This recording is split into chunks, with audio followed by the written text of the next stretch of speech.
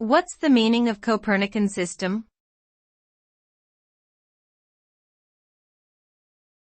Copernican system.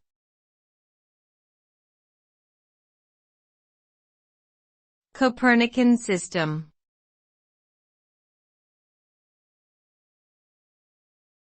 Copernican system.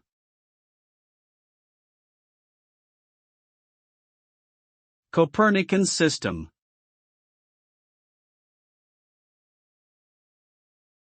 The Copernican system is a model of the universe that places the Sun at the center, with the Earth and other planets orbiting around it.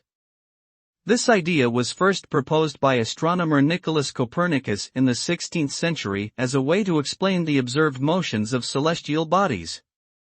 The concept challenged the long-held belief in the geocentric model, where the Earth was considered the center of the universe. The Copernican system was a major breakthrough in the history of astronomy and paved the way for the development of modern cosmology.